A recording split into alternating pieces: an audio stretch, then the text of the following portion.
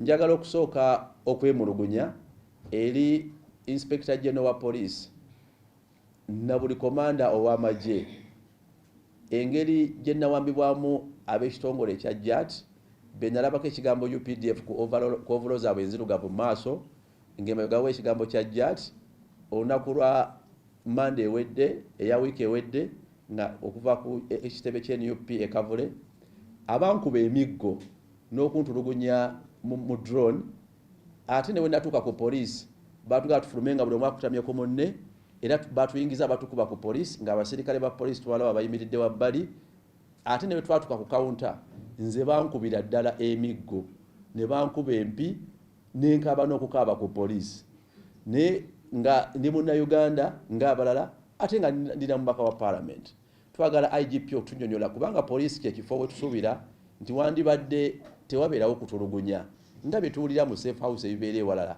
naye nze enkunyingi Muwadda omubaka wa parliament ow'ekyaddondo nze gwe baakubira ku police ewandegeera ddala nze ayogera era nze nkompoleininga nti bankuba omusirikale era commanding abajjati ng'ali byambalo bya uniform ebyamagye omukyala era nabulako mbutambi omu ba TV ezimu nga bamukwata nga asikaasika abajjati yoyo yennyini omukyala omunene nange wano bwe bankuba yali anteeka wano nga ntuuza mbinasanga ku counter nti tuula onaakuba ebifaananyi oluvannyuma bwe bankuba embigo n'enkaaba nnyo ye yanzijawo n'antwala mu lumu endala munda so amanyi abankuba ate ne ku police twali ku police y'ewandegeya ekyo nkivumirira njala ne IGP aveeyo atunnyonnyole ddala lwaki police efuuka insecure y'amateeka gakyuka ddyo okuba nti ku police bagabirayo ebibonerezo so nga ne mateeka gaffe oli ne waba alina musango ebibonerezo ebifaanagana nga corporal punishment tebiriimu koti tesobola kukusalira nti bakusibe nga bebakuba n'embooko oba bebakuziiza ate ne mu drone we batuteeka ne bagiggala ne tuziira oba suffocation nayo kyali kikyamu kakati twagala okivumirira wadde nga tukyageza kufuna n'obujjanjabi ze basinga empi ze bakuba nga zireekaana n'okuleekaana paka kati amatu gakyannuma so njagala okuvumirira ebikolwa ebyo n'okusaba IGP aveeyo atunyonyola kuba poliisi eno yagikomandinga ng'omutendera ogusooka nga bwe tugezako n'okwebuuza ku ttiimu y'abalooya njagala nga minisita akwatibwako ensonga z'amawanga amalala ate era okujjukiza bambassadors ab'amawanga nti amawanga gammwe gye muva gye gabasindika gassa ekitiibwa mu ddembe ly'obuntu gassa ekitiibwa mu democracy gassa ekitiibwa mu nfuga y'amateeka lwaki mufuuse kyesirikidde bwe banaakwata ambasada bamukuba embooko kati ffe tukole tutya nga namwe musirise nga batukuba so twagala namwe bambasada muveeyo mwogere n'okuluŋŋamya n'okuwabula ku bye mulaba bigenda bubi mu ggwanga lya Uganda awo naffe tunaabawo n'essuubi nti amawanga g'ensi gafaayo ku bigenda mu maaso mu ggwanga lyaffe munaaba muliddemu amawanga g'abasindika olukwe ekyo njagadde ekikomyawo so akabuliriro mbadde mu bizibu ebyo batusiba naye kooti yatweyimirira twebaza bannayuganda batusabidde ate era n'okuba twakuba nnyo naye kye nalabayo abalala be nasanga bakwatibwa abasinga bali babamenye emikono abalala n'amagulu nga kirabika ng'ekigendererwa kyali kyakuba buli gwe bakwata bamumenye bo tebalimbya kuvunaana ate nekyewunyisa ne mu kooti twasangayo omusango nti nga batuvunaana nti simanyi twayimbye people power our power kakati bino byo simanyi byafuuka ddi omusango naye kakati nga minisita owa foreign affairs owa gavumenti ey'abantu njagala okwogera ku nsonga y'Abannayuganda 27 abali mu Myanmar be twaka identifyingako n'amannya gaabwe nga bano bambi bakukusibwa ne beesanga mu ggwanga lya Myanmar era bagamba nti babakako okuba nti bacupula abantu ku mitimbagano bw'otabbayo bantu babiri olunaku bakutwala mu ddaakalumu ezifaanana nga safe house wano ezirimu amazzi ne bakuba ne bakusiba ku musaalaba babatulugunya abakyala nti babatuusako buliisa maanyi era bw'olaba omubiri gwabwe bangi balina ebiwundu kati nga balaajana baagala kutaasibwa ekyennaku nti buli mulundi we tujja okwogera ku nsonga zino nkyogeddeko mu parliament emirundi mingi n'okukuba omulanga nti wabeewo awareness n'okumanyisibwa eri abantu naye tuba twakwogera okutaasaako gurupu emu ogenda okuwulira nga ate abalala nabo bakola ki bawambiddwa oba bali ate mu mbeera y'emu so kitegeeza nti wakyabulawo okumanyisibwa oba awareness Bannayuganda 27 kati bali ku nsalosalo ya Myanmar ne Thailand naye nga bali ku ludda olwa Myanmar kati ku ludda olwo kwe bali wabaddewo pressure oba amaloboozi okuviira ddala mu UN n'amawanga amalala g'ensi yonna okunyigiriza abayeekera ba Myanmar okuta abamu ku bawambe kati okunyigiriza okwo kwavuddeko embeera nti bannansi b'amawanga mangi bo bateereddwa amawanga gaabwe ne gabajjayo naye bannayuganda bano abankubidde amasimu amangi nga balaajana buli kaseera bakuba essimu n'okuweza obutambi nga balaajana bagamba nti bo be batafiiriddwako era bagamba nti bo ekyabategeezebwa nti singa gavumenti ya Uganda ekkiriza nebaweereza tiketi ezibajjayo nekkiriza nti ejja kubawa feeding oba ebyokulya nga basaza ensalo okuva Myanmar mbayekera okudda mu Thailand era nekkiriza nti ejja bawa ground transport oba entambula y'oku ttaka bakozesa baasi eyo nti gavumenti ya Thailand yakkiriza wejjo bakkiriza okusala ennyanja oba omwalo okuva Myanmar basale badde ku ludda lwa Thailand kubanga ennyonyi bazinjira mu ludda lwa Thailand esobola obbakola ki obbakomyawo naye era ne bantegeeza nti bayogeddeko era ne bakuba omulanga ku embassy ya Uganda e Malaysia ambassador ne timu y'embassy ne babagamba nti bo tebalina busobozi kuba gavumenti ya Uganda yabawa ssente tebalina busobozi bubataasa abo kati ne basigala nga bannayuganda be bakyali stranded mu mbeera eyo nenga kyannaku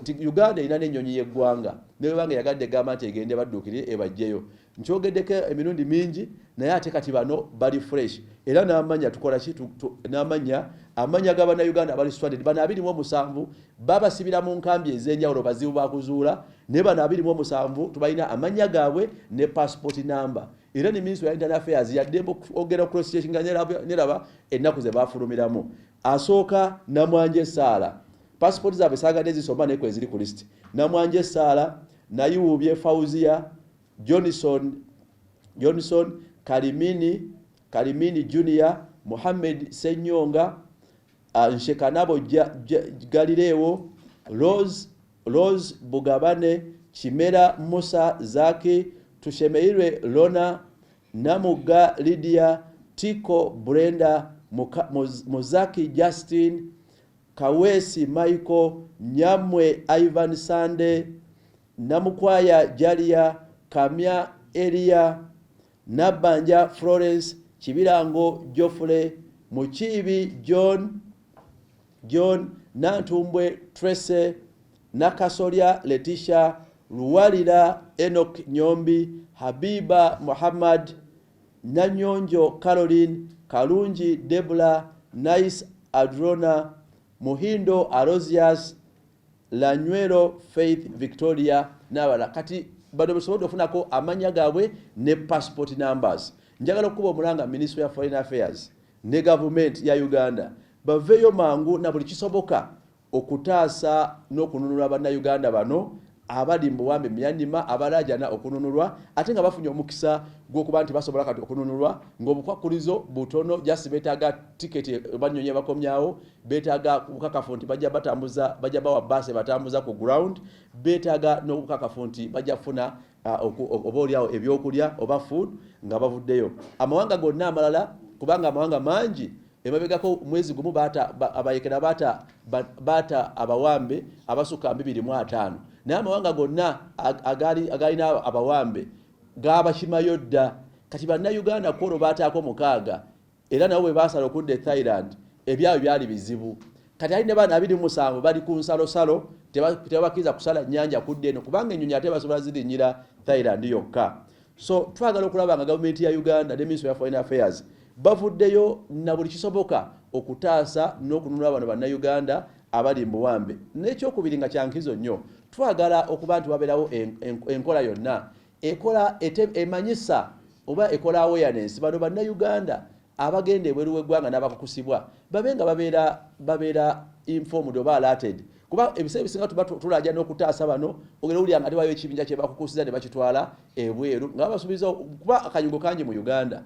So that's why era nzigumiza ensonga nti government ya Uganda ne Ministry ya Foreign Affairs ne agenda balina okuvaayo ba negotiating bilateral agreement n'amawanga gana agalinamu enkizo agalina emirimu naddala mu Middle East n'okuwa awareness kugana amawanga agalimu obusambattuko bannayuganda baleme okuba nti bagwa mbuzibu buli kaseera naye ffe nga government opposition etunulira obulungi bw'abantu tujja genda mu maaso okulwana n'okutuusa amaloboozi g'abannayuganda abafunye okusoomoozebwa bonna bwe bali mu nsi yonna newankubadde nga tuvumirira okuba nti bannayuganda bwe baba bafunye okusoomoozebwa ebweru w'eggwanga bo tebafiirwako wadde tebataasibwa, tewali nafaayo kujjayo ddoboozi lyammwe. Minisitule ya Foreign Affairs yafuka kyesirikidde, minisitule ya Gender yafuka kyesirikidde, ekoma ku licensinga amakampani gatwala abantu bweru, ate n'embase zaffe ne basituukira bano bannayuganda ziwoza kimu, tetulina ssente, tetulina busobozi. Kati bambasada ba Uganda banayamba ddi bannansi nga buli kaseera bawoza nti tebalina busobozi buyamba bannayuganda.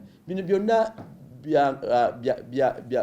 bya nsonyi, bimalamu amaanyi, naye twagala okukaka gavumenti n'okugikubiriza baveeyo na kyonna ekisoboka okutaasa bannayuganda, naddala n'okutandika enkola eya travel advice ng'amawanga amalala gye gakola. Omu n'amanya nti wano woolaga waliwo risiki, wano waliwo ki risiki, naye njagala obbabikiramu bannayuganda nti ku bano ba victim 27 baŋŋambye nti abamu ku bannaabwe baafa ebiwundu kubanga oba batulugunya ate tebafuna bujjanjabi.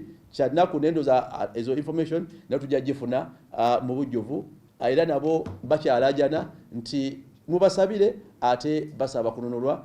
Nange gwe mulanga gwe njagala okwongerako amaanyi n'enkizo okujjukiza gavumenti na buli akwatibwako bannayuganda bano banunulwe, kubanga bannayuganda passport number zaabwe weziri tuziina n'amannya gaabwe, era Ministry ya Internal Affairs tuyichallenginga ekebere exit abantu bano gye bafulumamu.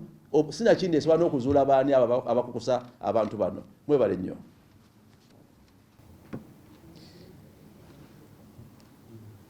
Briefly, I want to share with you and the country a statement in respect to 27 Uganda nationals who are currently stranded in Myanmar on the Myanmar-Thailand border.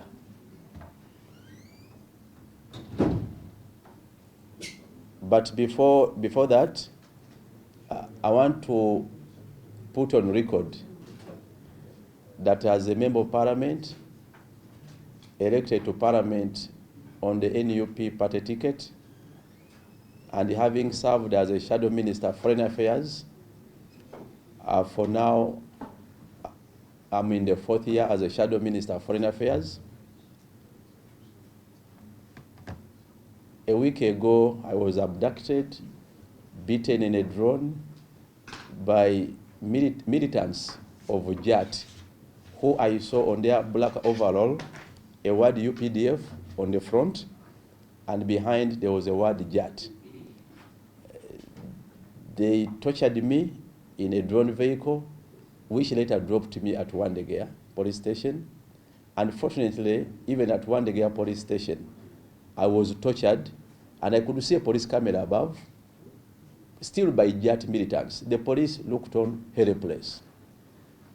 I want to reprimand the IGP to provide us answers under what circumstances would a Ugandan, including myself, a member of parliament, be beaten and battered at a police station. The police was looking on, they appeared helpless, but the people who beat me at Wandegea police counter were these masked Jatt officials. But the lady who rescued me when I complained was dressing in Uganda UPDF uniform, which I was told it is SFC uniform. When I pleaded, she paraded me because I was brought in a drone. I found others at the counter, like 20. She was positioning me to sit here, taking photos. I don't know where they also kidnapped them from. But at that police counter and below a police camera, I was beaten. Me, Muwadda, the member of parliament for Chadondo East and the shadow minister of foreign affairs. The IGP must explain. I would expect that at minimum, a police station would be secure, being a gazetted place. But I was beaten on arrival. I have pain in my ear up to now. They were caning us using electric cables in a drone up to the police station. From our exit from the drone vehicles, we are told to bend on each other. And as we are bending, they were beating us, kicking outside the police station and even at the police counter. I want to reprimand the IGP to explain under what circumstances a police station can turn into a torture chamber. That's regrettable. But as a shadow minister of foreign affairs, I want also to quickly caution members of the diplomatic community, the diplomats in Uganda representing various governments. Don't keep quiet when the atrocities continue to be committed against the people. Now, me as a shadow minister, I was tortured, kidnapped in a drone, tortured and beaten even at a police station. I'm very certain that very soon we shall see ambassadors being beaten in this country. Of course, for us, we can't keep quiet. But I'm wondering why ambassadors, diplomats, and countries of the world remain silent when these are happening. No one is safe when the law is not respected by any agency. We also want to caution the militants and whoever is commanding them not to drag Uganda People Defense Forces, Uganda Police Force into these regrettable acts of criminality. The UPDF and police and armed forces must be non-partisan. We can't tolerate impunity. We condemn it. And I want to call upon the diplomatic community, you ambassadors who are sent in Uganda, your government respects human rights and the rule of law. Then why are you silent when in Uganda? Why are you silent forever? Who knows if next time they will kidnap or beat an ambassador? You want also us to remain silent? So ambassadors must speak out. Don't keep quiet. Don't misrepresent your countries. Your countries value human rights protection. Your countries values the rule of law. Your countries values democratic governance. We want to see ambassadors speaking out. After all, you have the diplomatic immunity. If you with the diplomatic immunity and protection remain silent, are you in connivance with whoever is torturing us in Uganda? This remains very sensitive questions which I want to pose to the diplomatic community, but also want to caution the commanders in UPDF and the police force. Don't abet impunity. Don't be partners in crime.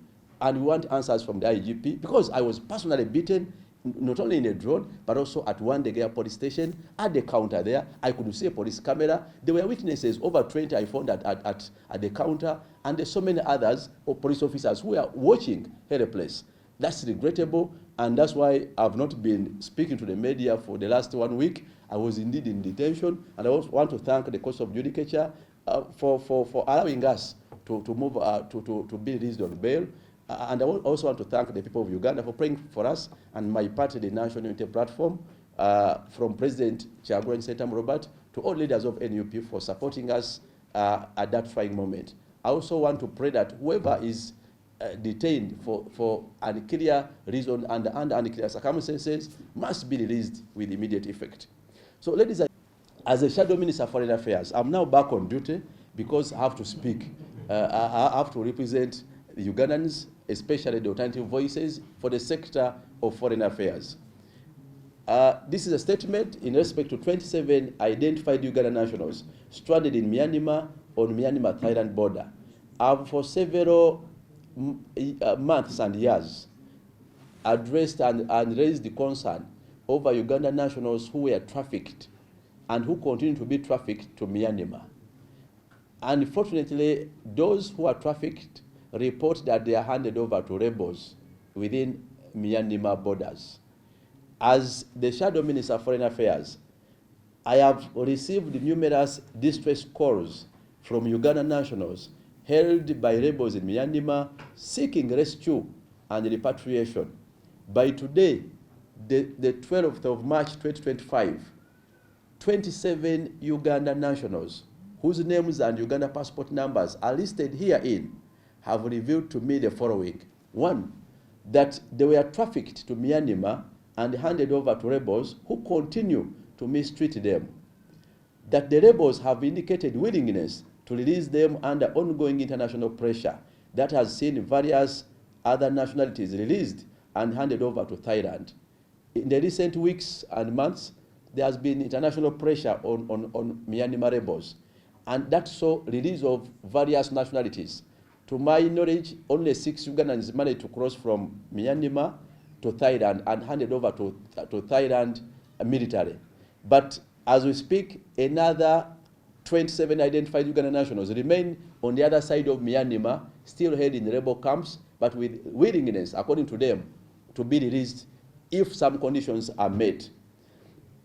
That their location currently, these 27 Ugandan nationals, is Thailand, is on Myanmar-Thailand border, and would only be released or allowed to cross the waters from Myanmar to Thailand, if they have, first of all, air return tickets, proof that they will get feeding if they cross to Thailand, and also proof that there is availability of ground transport, which I'm told they prefer a bus. Now, with those proof, these 27 Ugandans could now be allowed to cross from Myanmar to Thailand for subsequent repatriation. I'm told and briefed by these 27 Ugandan nationals that they have contacted the Uganda embassy in Malaysia, which has since failed to avail the required support for them. That the embassy briefed them that they have no resources or money and government hasn't supported it to rescue them or repatriate them. Several other countries have repatriated their nationals under the ongoing program. And those who remain detained in Myanmar and amidst the Myanmar rebels, they reveal that they are tortured, battered, women raped, and they are forced into cyber crimes, among others. You must defraud someone in a day to avoid torture. And they have a darker room, ground rooms where they are taken, and some are reported to have died. The following are the Uganda nationals, the 27 currently on the Myanmar side, in need of rescue. Namwanje Sala, the passport number is listed here. Nayube Fauzia, Johnson, Sally Johnson, Karimini Junior, Mohammed Senyonga, Nshekanabo Galileo, Rose Bamugabane, Chimera Musa Zake, Tushemeire Rona, Namuga Lydia, Tiko Brenda, Muzaki Justin, Kawesi Michael, Nyamwe Ivan Sande, Namukwaya Jalia, Kamya Elia, Nabanja Florence, Kibirango Geoffrey, Muchibi John, Nantumbwe Trace, Nakasolia Letitia, Luwalila Enoch Nyombi, Habiba Muhammad, Nanyonjo Caroline, Karunji Deborah Nice Adrona, Mohindo Arosias, Lanuero Faith Victoria. Now these 27 are among the so many. It is very tricky to trace identities of Ugandans who are stranded or who are trafficked or who are suffering in Myanmar. But these 27, we have since identified them and even reached out to them.